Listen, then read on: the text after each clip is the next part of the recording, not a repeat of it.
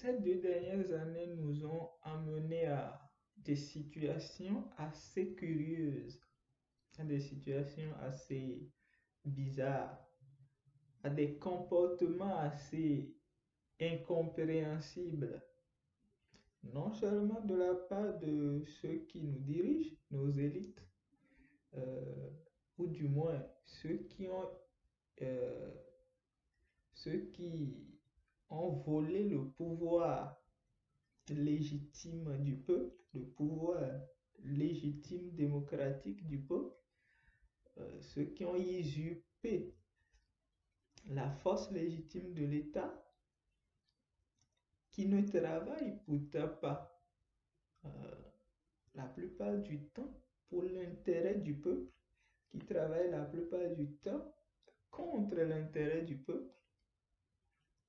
Cette, euh, cette situation est encore plus exaspérante quand on observe les mêmes attitudes, les mêmes comportements, les mêmes notions, les mêmes conceptions dans la population, avec les gens ordinaires qui se comportent les uns avec les autres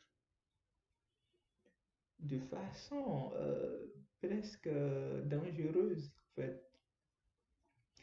Tout ça parce que la plupart des gens ne comprennent pas les notions qu'ils utilisent. Ils ne comprennent rien ni à la démocratie, ni à la liberté, ni au droit, ni à la citoyenneté, euh, ni au devoir, en fait. Donc, ils se laissent facilement avoir avec les nouvelles définitions ou bien les nouvelles conceptions que ces élites, à travers les médias, nous ont imposées. C'est pour ça que je fais ces vidéos. Je ne suis pas, je suis pas du tout un habitué de technologie, moi. C'est vraiment la bête noire pour moi. La notion de montage, de tout ça, non, c'est pas du tout mon truc. Mes vidéos sont, bon, voilà quoi, c'est pas, même apprendre des tests, écrire des choses et puis voilà, faire les choses rapidement, monter, mettre tout ça, j'ai aucune connaissance là-dedans. Mais la situation est tellement grave ou la situation est tellement désespérante que il fallait quand même que je fasse ces vidéos, peu importe la qualité, peu importe ce que ça va donner, c'est pas grave. C'est pas grave. L'essentiel, c'est le message. L'essentiel, c'est le message. Donc, si ça peut déjà, si ce message peut déjà amener certains à réfléchir, amener certains à comprendre, amener certains à se poser la question. C'est un peu ce que je fais, hein. C'est un peu ce que j'ai fait. Quand on me parle de démocratie, je ne me suis pas dit, tiens, voilà, c'est la démocratie, c'est on va voter chaque 5 ans et puis la majorité va l'emporter et voilà, c'est tout. Non, ça n'a rien à voir. Je me suis posé la question, qu'est-ce que la démocratie? C'est quoi ça veut dire quoi? C'est quoi le concept là? J'ai approfondi la chose, réfléchi pendant plusieurs mois avec tous ces concepts et aujourd'hui, par mes connaissances ou par manque de réflexion personnelle des gens, on arrive à des situations ubuesques. C'est pour ça que j'ai fait déjà 2 vidéos sur la notion de la démocratie, parce que, bon, en fait, c'est essentiellement en Occident, parce que la question se pose peu dans d'autres sociétés. L'Occident a eu la chance d'avoir cette démocratie, la chance d'avoir cette liberté, mais ils n'ont pas, par manque manque de compréhension ou par manque de réflexion des gens ordinaires, ils se sont laissés avoir. Donc, ce qu'il y a aujourd'hui en Occident n'a plus rien à voir avec la démocratie, n'a plus rien à voir avec cette liberté dont on parle. Donc, moi, je fais ces vidéos en partie pour si ça peut amener des gens à comprendre. Une fois qu'on a compris, bon, à nous d'accepter ou pas, à nous de savoir ce qu'on a ou pas. Si la démocratie telle qu'elle est en ce moment nous convient, bon, c'est très bien, mais c'est pas ça la démocratie. Ça aussi, on peut choisir que c'est bien. Si la notion de liberté, liberté de choix, liberté d'expression, en ce moment en Occident, si cette situation nous convient, il n'y a pas de problème, on va. Mais au moins on est au courant, on sait de quoi on parle. On sait de quoi on parle, qu'on ne se trompe pas de combat. Et puis, vu la malcompréhension, chacun se permet de jouer aux apprentis dictateurs, ce qui s'est particulièrement illustré ces 2 dernières années. C'est pour ça que je tenais particulièrement à, je tenais particulièrement à faire quelques vidéos. J'avais déjà fait ces vidéos, je pense, euh, sur ce que c'est qu'un vaccin, sur l'histoire de la pandémie. Je ne veux pas trop m'attarder sur ça, je ne veux pas trop aller plus loin parce que la censure guette toujours, la censure guette toujours, parce que j'avais déjà fermé, j'avais déjà clôturé une chaîne, j'avais déjà supprimé plusieurs vidéos parce que aussitôt mis, aussitôt censuré, donc bon, je ne veux pas trop m'attarder dessus, donc je fais quand même très attention, malgré que c'est une chaîne qui débute. L'algorithme de YouTube est particulièrement aux aguets, donc j'invite chacun à réfléchir de son côté par rapport à ce qui se passe.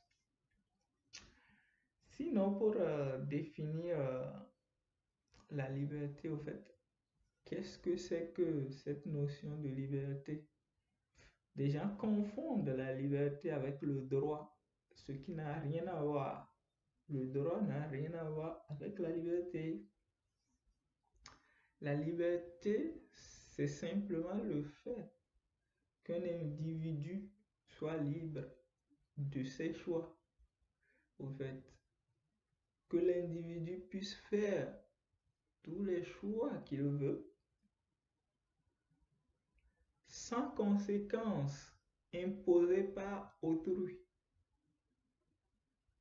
Celui qui est libre fait tous les choix qu'il veut, fait ce qu'il veut, dit ce qu'il veut, dit ce qu'il pense. Ça peut aller du meilleur au pire. C'est ça la liberté, en fait. Même tuer son voisin s'appelle la liberté. Tu vois, tuer son voisin, c'est de la liberté.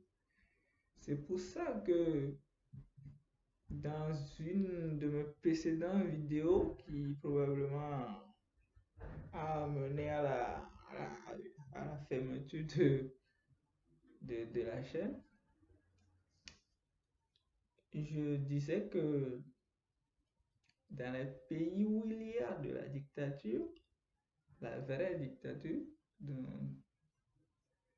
ou même en Afrique, dans presque tous les pays en Afrique, il y a en réalité trop de liberté au fait. Ce n'est pas qu'il y en a pas assez de liberté, il y a trop de liberté, sauf que cette liberté est confisquée par le plus fort. Cette liberté est confisquée par certains.